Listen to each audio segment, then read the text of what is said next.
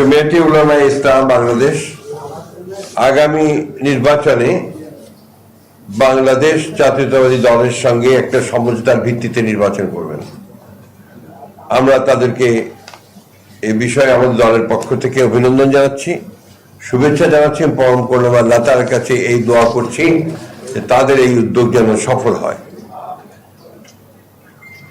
প্রিয় বন্ধুগণ, বাংলাদেশ এখন একটা ট্রানজিশন পিরিয়ডে আছে, একটা ভয়াবহ ফ্যাসিস্ট শাসন, যে শাসন আমাদের সমস্ত মূল্যবোধগুলোকে ধ্বংস করে দিয়েছিল, আমাদের গণতান্ত্রিক প্রতিষ্ঠানগুলোকে ধ্বংস করে দিয়েছিল, আমাদের অর্থনীতিকে ধ্বংস করে দিয়েছিল।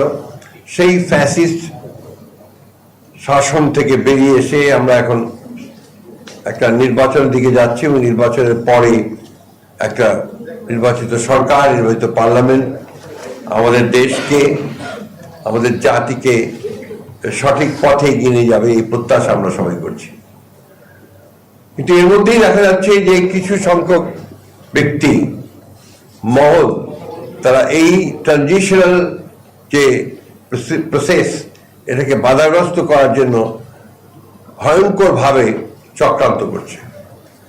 এবং আমি আজকে আবারও এই চক্রান্তের ফলে, চক্রান্তের মাধ্যমে নিহত শহীদ হয়ে যাওয়া উসমান হাদি, তার আত্মার মাগফিরাত কামনা করছি এবং পরম করলাম আল্লাহ তাআলার কাছে এই দোয়া চাইছি যে আল্লাহ তাআলা তাকে যেন বেহেশতে সর্বশ্রেষ্ঠ স্থানে নিয়ে যান।